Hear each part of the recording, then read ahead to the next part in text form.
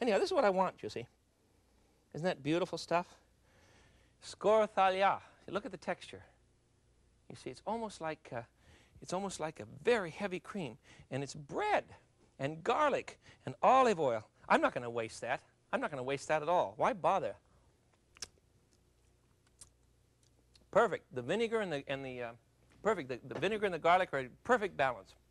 Marvelous. Now, let's set it aside so we have a next dish for you. What I'm going to prepare now is a matter of, first of all, telling you that squid are all right to clean.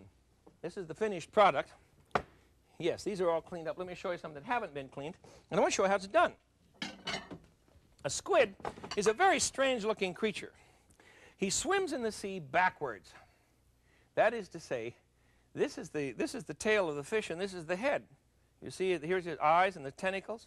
But when he swims, he goes through the water this way. He goes through the water backwards. Very strange creature. He's one of those guys who always knows where he's been. You remember that old joke? Here's how you clean him. Grab the body of the fish, pull on the head, and the innards will come out completely, you see? Now reach inside, and there's a cuttle bone inside. Look at this. Look at this. Looks like a piece of plastic. Is that amazing?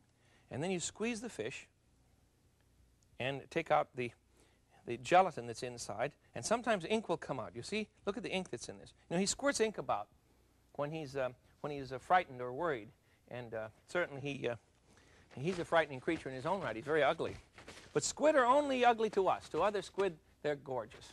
So don't worry about it. Let me cut some up now for you for some deep-fried squid. Check my oil here. I don't want that to be too hot, when it certainly is. Let's move it off. We're going to deep fry the squid. Very simple method, very old, very Greek. And I have a bowl of squid here that I've already prepared and cleaned. And we'll cut the squid into that one's been torn. Let's not use him. He looks a little strange here. I want you to see the whole thing from scratch. We'll use there we are. You see, you cut the body, which is a big tube, into circles. You see? You have little donuts. And they cook up beautifully. Squid is just terrific. For heaven's sakes, if there's someone who tells you that they will not eat squid, just tell them they're missing out on a marvelous food product. This poor fellow was slit in his side, you notice, and he's not coming out in perfect circles, but the next one will be. It was an awfully big one, too. Isn't it amazing how big? These things will grow up to be 40 feet long. Can you imagine running around in your fishing boat and bumping into a squid that's 40 feet long? Shades of Captain Ahab. There we go. I think that's enough. Let's flour these. I'm not going to do a thing to them except flour them and throw them into hot fat. And then we'll be ready to lay out a Greek feast that you wouldn't believe. Get a platter here for these. Just dip them in flour. Yes, I know there are lots of batters you can use. There's a marvelous Japanese tempura batter. That would be good too. Look at the ink. Look at the ink that's come off in my hands from the squid. Isn't that amazing? It's a very dark ink, and it will actually color the water around the squid, and the baddies can't find him. Isn't that a kick? My son used to do that with his bedroom. When he was very tight, he would turn off the light, and he figured I couldn't find him. He caught on in a hurry. All right, let's check the oil again, and we want the oil at about 375 degrees. Not much hotter, not much cooler, so that this will work properly. And we'll flour our squid circles, squid donuts, squid, whatever you want to call them, thusly. Just put a few in the flour here and then haul them out one by one. You don't want them to be over floured. But if you use batters, very often you'll toughen the squid because it takes so long for the batter to cook. I had a friend years ago when I was a college chaplain who used to come over to my house with big bags of squid and beg me to cook them. And he would invite all of his friends. He was a dear friend. I miss the guy terribly. And he used to bring over the squid, and then we would toss the squid in egg and farina. You know, cream of wheat, farina. That's another old method of cooking squid, but it was much crunchier, much heavier batter. I don't really like it as well as this plain Greek method of using nothing but flour. That's certainly enough for a beginning batch, huh? Is that enough for us? Let's start with that. And enjoy cooking with deep fat. You don't have to buy a big deep fat fryer. That's not a necessity at all. I rarely cook in deep fat because I don't want my family to be burdened with that much heavy oil or fat in their system, you see. So when I do deep fry, I always use peanut oil. It's much more easily digested, and it doesn't burn at high temperatures. So here we go. Let's get it cracking here. And we're going to deep fry squid, Greek style. See, I have a basket in there, and we'll just throw them in. Try and throw them in one at a time so that they don't stick together. And of course, the oil temperature will fall right away when you do this, but that's all right. It'll catch up again. I'm watching my temperature rather closely. I don't want it to fall too low. Let's see how they look here. Shake them about a bit so that, oh, they're perfect. They're perfect. I'd better set up a platter here right away for them. Look at the mess I'm making today. Isn't this a kick? What I'm going to do is to pour them out on a pile of paper towels.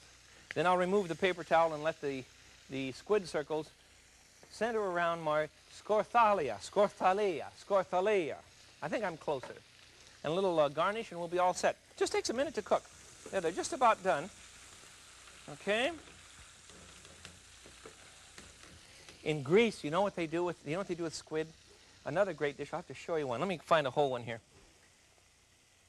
They will take the tentacles, you know, the head that we had, chop it up, and mix it with rice, and then stuff it inside this tube, you see, so that pretty soon you have a tube stuffed, oh, a little dill and lemon, by the way.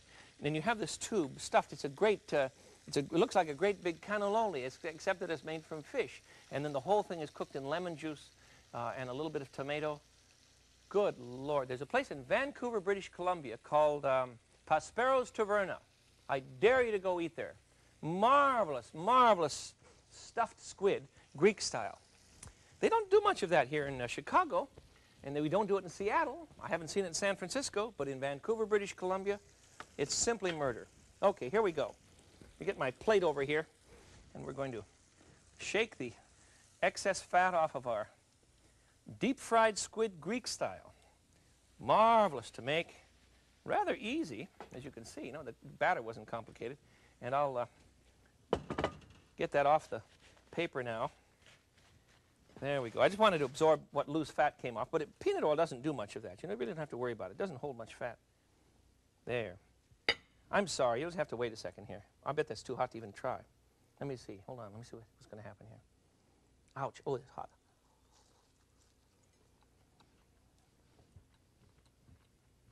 I salute myself. This is absolutely superb. You've got to make this dish. Have you got it? Cut the squid into little circles after you've cleaned it, and then dredge it in flour, and then deep fry it. And the scorthalia is made of bread, garlic, a bit of olive oil, a whole cup of olive oil, 10 slices of bread, half a cup of white vinegar. You don't need wine vinegar. Entire head of garlic. Let that sit for an hour. Then whip it to death. Add a couple tablespoons of fresh lemon juice and a couple tablespoons of water. And you're all set. Now, I'm all set. What I want to do is to set up a table for you. There's no way in the world I can get all of this stuff on my one counter. So let me show you what I'm going to do for a Greek party. Here I have a table. Isn't this thing a kick? Whoops. Remember I told you once about keeping things fresh by putting wet paper towels on them? Well, that's what I've done. Works very well. Keeps everything moist. Let me move this table out. If I were in an apartment, this would be a great gimmick because you can open the table thusly and bring things in, you see. Let me lock it here. Wouldn't this be a great thing to have? This is put out by Thomas Copeland and Sons in, where are they? Virginia, West Virginia, I think. There, you lock it up. Now, I can make a Greek salad. Look, I have Greek olives. Red ones are cracked, and some black ones, calamares. And I'll put them out here. And let's, oh, here we go. Here we go. Got to get ready for the dinner. A Greek wine glass certainly doesn't look like a old American wine glass, nor does the wine bottle. There we go. You drink it straight. Do you remember in the old days you used to throw the wine glasses on the floor too? And we need some ouzo for an appetizer. What is ouzo? Ouzo is a anisette liqueur, and it is served on ice traditionally, or it is drunk straight. And either way, it will bring you very near death. But the moment of death is just joyful. It's delicious stuff. So I'll pour some ouzo for my friend that'll be coming. A little bit of ouzo and ice. And also on the table, I have some Greek coffee. There we are. Oh, this stuff is just muddy at the bottom. Remember, the Greeks were into coffee long before Most of the rest of us were. They understood it and enjoyed it. And I've used oregano that comes from Greece. You buy it in big bags at a good Greek market. Find a good Greek market, and you just crunch the stuff up and shake it out of the sack. And it is so fresh and it's so beautiful, you can't believe it. Let me put some of these dishes on. The table, of course, would be covered with my beautiful squid and skorthalia, and I could put my dish of cheese on the table and a great big Greek salad. I need to put some feta cheese on the salad and some green onions and a bit of yellow onion and some lovely thin sliced green pepper, and I'm set. And for dessert, I could serve baklava. You know baklava, a beautiful pastry made of many, many layers. This one. And this one is called kadaifi, and these little cookies are called paxamedia.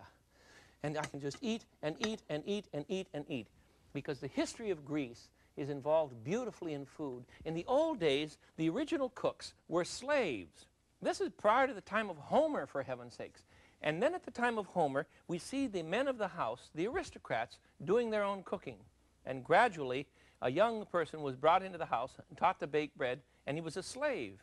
And eventually he rose socially to the point where he was highly respected as the local cook. And he was then the one that was protected in the household. He was very carefully protected. As a matter of fact, there's an old line that says, when the cook makes a mistake, it's the flute player who gets struck. Isn't that incredible? That's how it was going. Eventually, during the great invasion of Greece, when the hordes came in from the north and began killing off the aristocrats, the priests in the local monasteries gathered up the beautiful chefs and hid them in the monasteries. And that's the background of something we now call the chef's hat. We call it a French chef's hat. It is not a French chef's hat, any more than bechamel sauce is French. That was invented by the Greeks. Any more than a French frying pan is French. It was invented by the Greeks. And the chef's hat that we know now came about from the time they were hiding in the monasteries after the Great Invasion. And the hats that the priests wore were long, tall, black hats with a little puff on the top. And after a while, they realized that they should, after 2 generations, they realized they should be marked in a different way. So rather than wear the black hat, eventually they began to wear the white hat. And that's the background of what you and I call the chef's cap. It came from Greece. It came from Greece along with 1,000 other beautiful things. And you and I can afford, indeed we are obligated, to celebrate the history of Greece with food, because they brought us architecture, justice, and they brought us ouzo. For heaven's sakes, ouzo and rolled grape leaves and marvelous things that can help all of us in the household understand our own history. We owe an awful lot to Athens, and I'm glad. This is the Frugal Gourmet. Until we're together again, I bid you peace with this ouzo yamas. Bless you. Bye-bye.